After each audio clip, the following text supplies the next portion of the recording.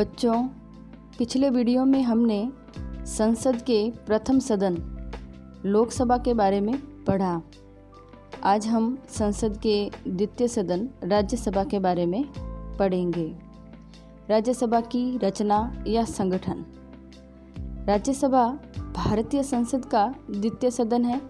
इसे उच्च सदन भी कहा जाता है। यह एक स्थायी सदन है।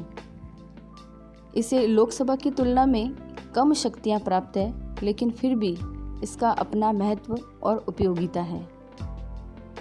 पहला है सदस्य संख्या और निर्वाचन पद्धति। राज्यसभा के सदस्यों की अधिकतम संख्या 250 हो सकती है। जैसे लोकसभा में अधिकतम संख्या जो थी 552, तो इसमें अधिकतम संख्या जो है राज्यसभा की 250 हो सकती है। वर्तमान में यह संख्या 245 ही है। इनमें से 12 सदस्य राष्ट्रपति द्वारा मनोनीत किए जाते हैं, यानी राष्ट्रपति उन्हें चुनता है,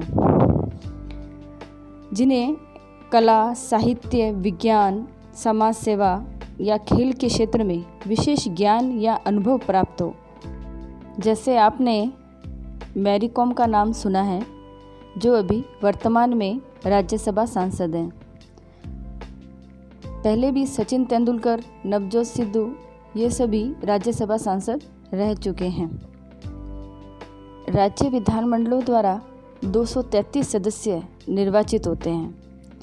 इन 233 सदस्यों का चुनाव विभिन्न राज्यों और संघीय क्षेत्रों की विधानसभाओं के सदस्यों द्वारा आनुपातिक प्रतिनिधित्व की एकल संक्रमणीय पद्धति, जिसके बारे में इस पद्धति के बारे में हम विस्तार से आगे के वीडियो में राष्ट्रपति वाले टॉपिक पर जानेंगे, इसके अनुसार होता है। जैसे हमारे राजस्थान की विधानसभा में 200 सदस्य हैं, जिन्हें हम विधायक कहते हैं। ये 200 सदस्य जो हैं, इन 10 सदस्यों को चुनकर भेजते हैं, इन 10 सदस्यों को चुनते हैं। ये 10 सदस्य राजस्थान से चुनकर राज्यसभा में जाते हैं। राजस्थान में राज्यसभा की 10 सीटें हैं। इसी प्रकार अलग अलग राज्यों से इनकी सीटों की संख्या निर्धारित है। दूसरा है सदस्यों की योग्यताएं। राज्यसभा के सदस्यों के लिए वे ही योग्यताएं हैं जो लोकसभा के सदस्यों के लिए है। अंतर केवल आयु का है। राज्यसभा की सदस्यता के लिए 30 वर्ष या इससे अधिक की आयु होना आवश्यक है।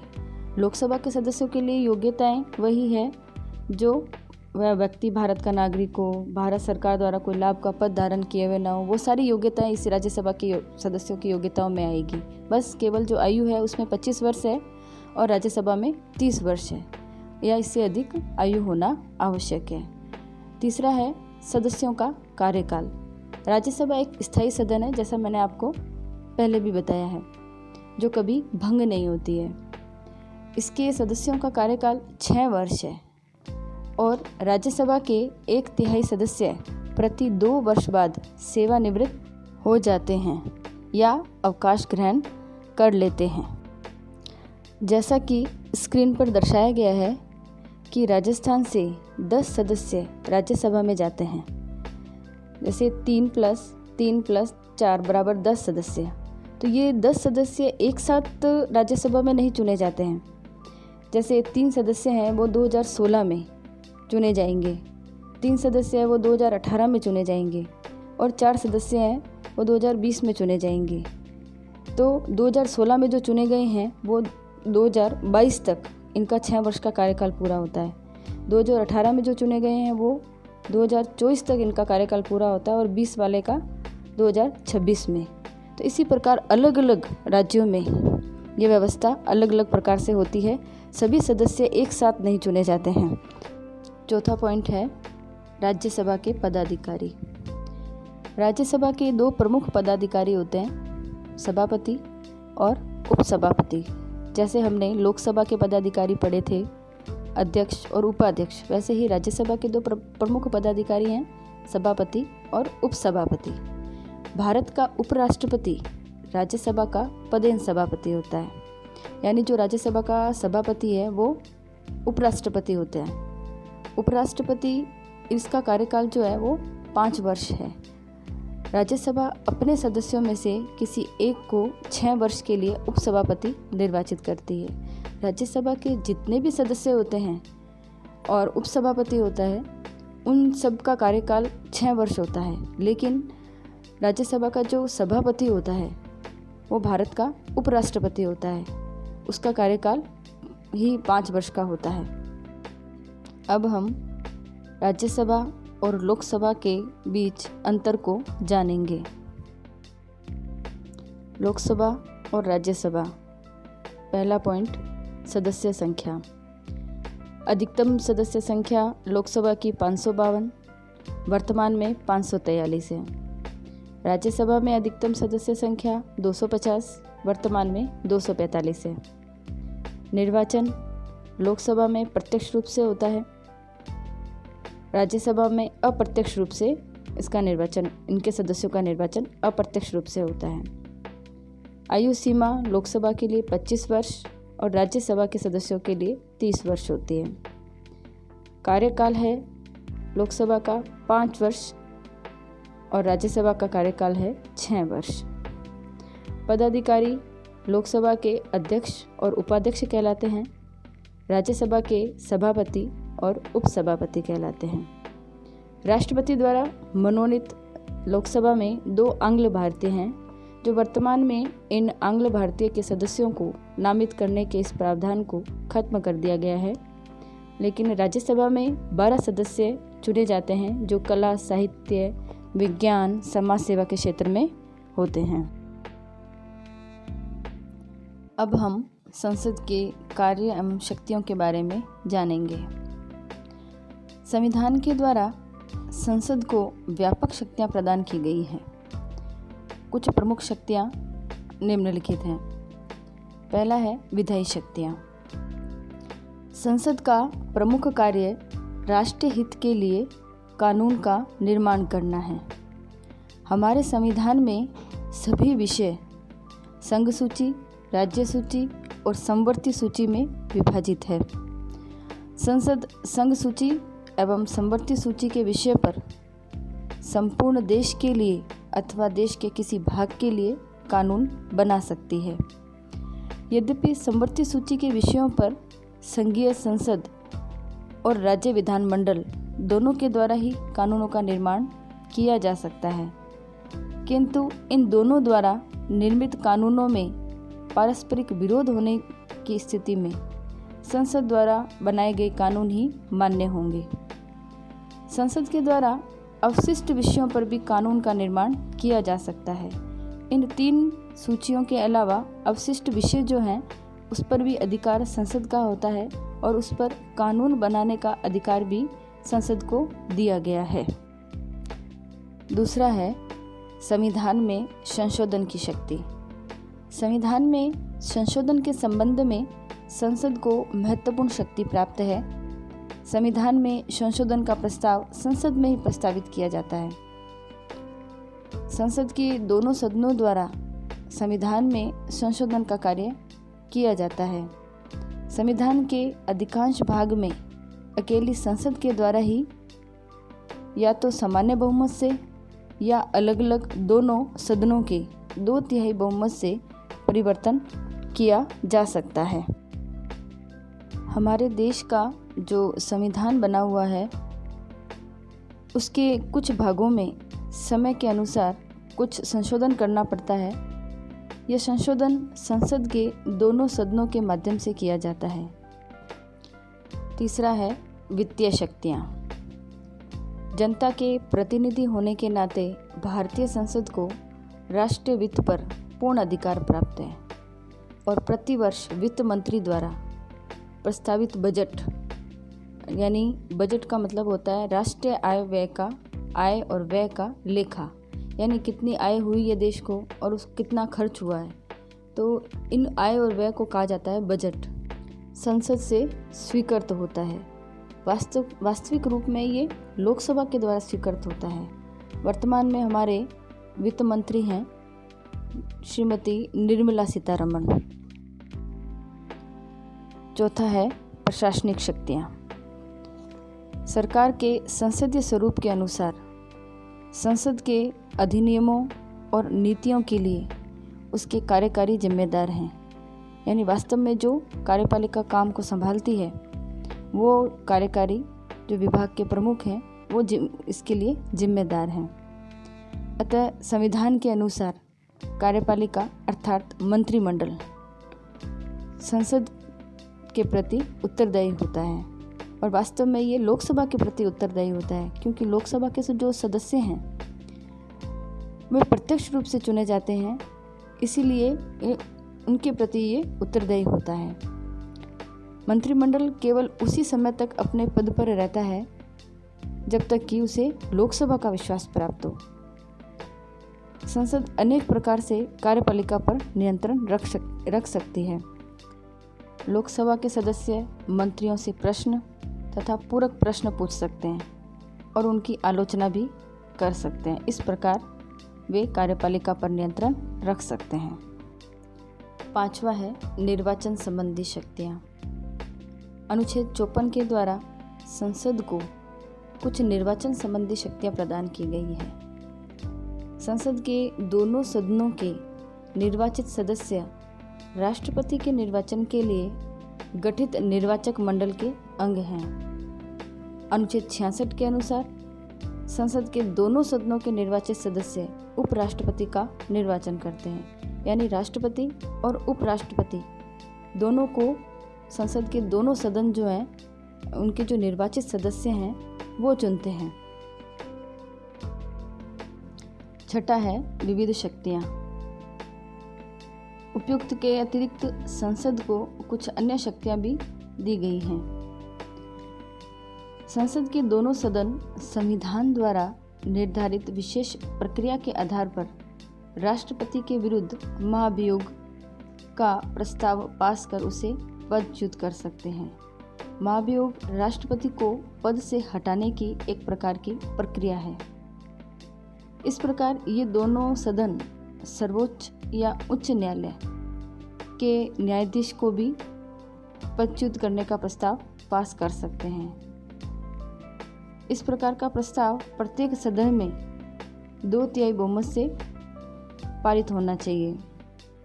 उपराष्ट्रपति को भी हटाने के लिए राज्यसभा द्वारा पारित प्रस्ताव लोकसभा द्वारा अनुमोदित होना चाहिए।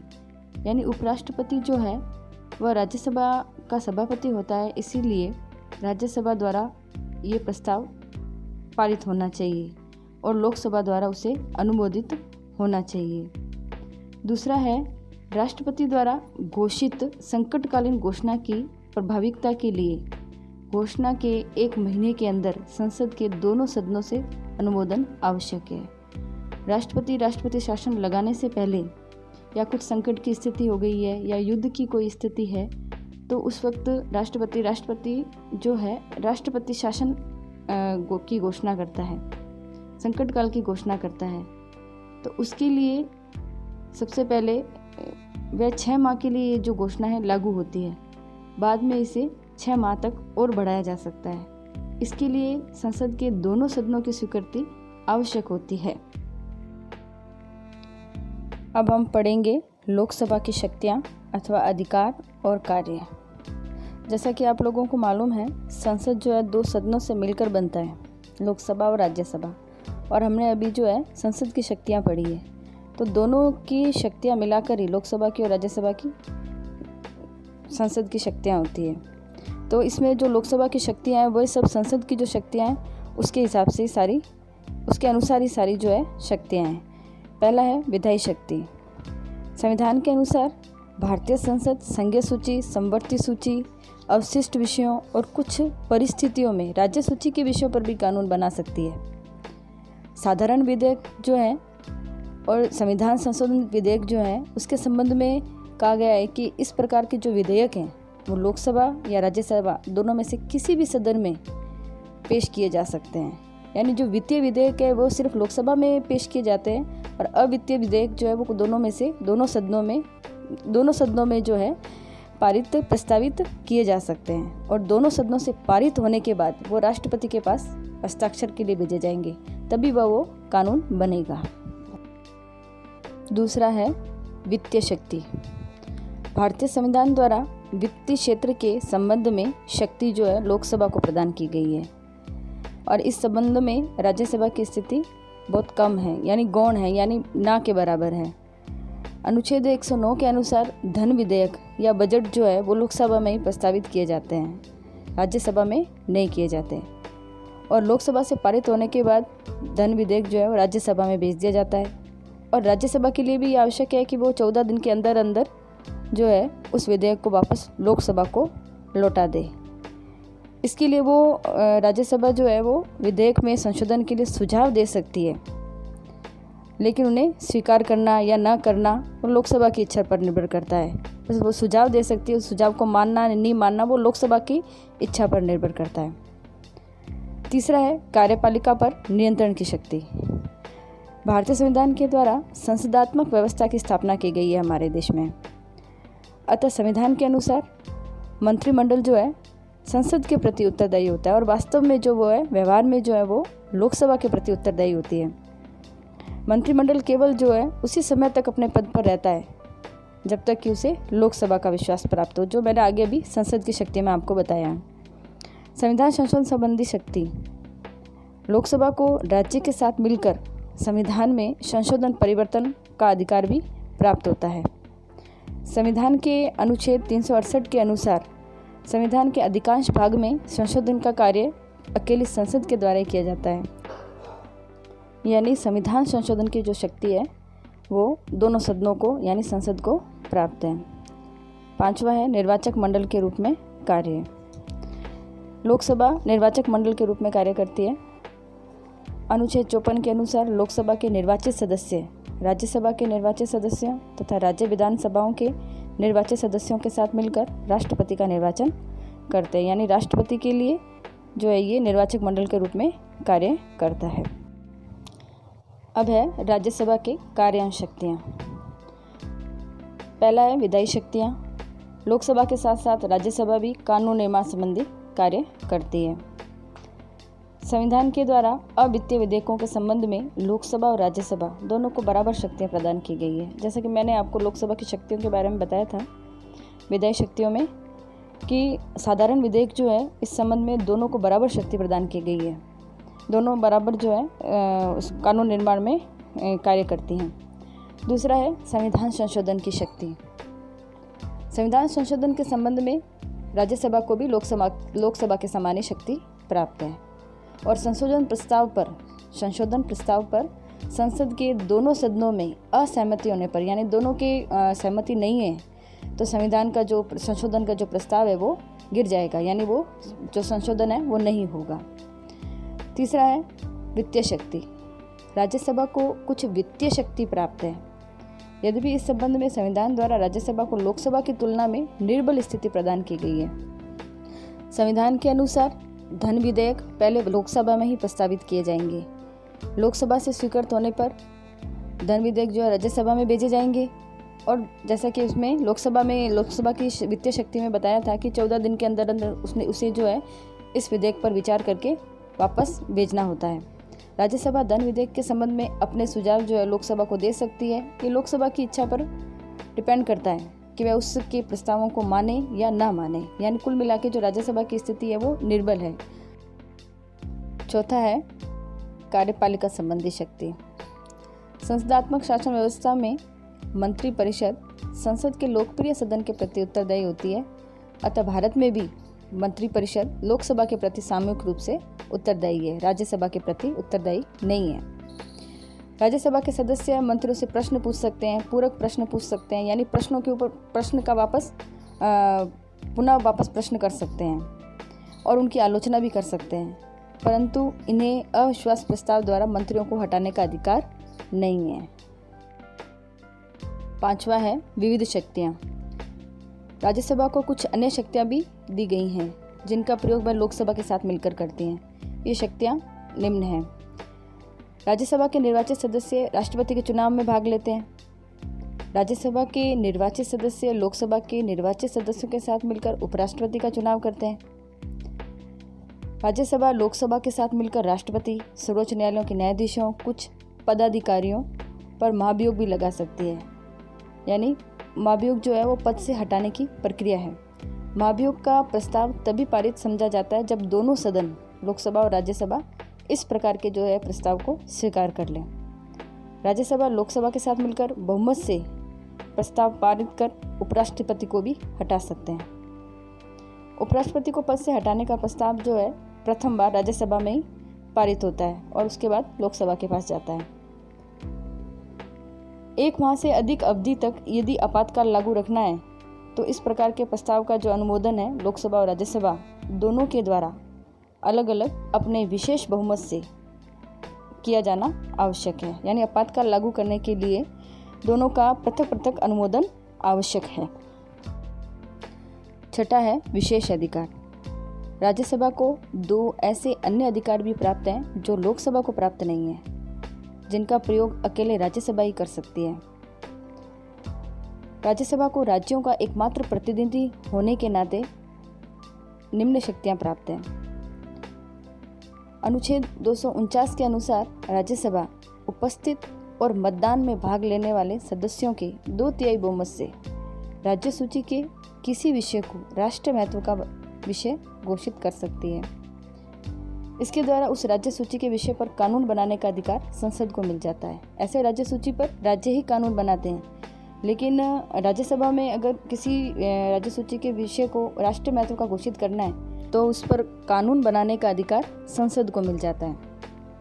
दूसरा है संविधान के अनुच्छेद 312 के अनुसार राज्यसभा ही अपने 2/3 बहुमत से प्रस्ताव पास कर नई अखिल भारतीय सेवाएं स्थापित करने का अधिकार केंद्र सरकार को दे सकती है। अखिल भारतीय सेवाएं भारत सरकार द्वारा नियुक्त की गई 3 सेवाएं हैं, जैसे IAS, IPS, IFS। तो इस प्रकार की अगर दूसरी अखिल भारतीय सेवाएं स्थापित करने का जो प्रस्ताव है वो राज्यसभा बहुमत से पास कर सकती है और उसका अधिकार जो है केंद्र सरकार को दे सकती है। अब हम इसका रिवाइज करते हैं। लोकसभा और राज्यसभा। पहला पॉइंट है विधायी शक्तियाँ। लोकसभा का कार्य कानूनों का निर्माण करना, राज्यसभा का भी कार्य है कानूनों का निर्माण करना। संविधान में संशोधन की शक्ति, संविधान में संशोधन के संबंध में दोनों को समान अधिकार प्राप्त है। तीसरा वित्तीय शक्ति, वित्तीय क्षेत्र के संबंध में शक्ति लोकसभा को प्रदान की गई है और राज्यसभा में वित्तीय संदर्भ में राज्यसभा की स्थिति निर्बल है। चौथा है कार्यपालिका संबंधी शक्ति। मंत्रिमंडल संसद यानी व्यवहार में लोकसभा के प्रति उत्तरदायी होता है और राज्यसभा में मंत्रिपरिषद लोकसभा के प्रति उत्तरदायी है, राज्यसभा के प्रति उत्तरदायी नहीं है। पांचवा निर्वाचन संबंधी शक्ति। संसद के दोनों सदनों के निर्वाचित सदस्य राष्ट्रपति के निर्वाचन के लिए गठित निर्वाचक मंडल के अंग हैं। इन 4 प्रश्नों को आप अपने गृह कार्य में करेंगे।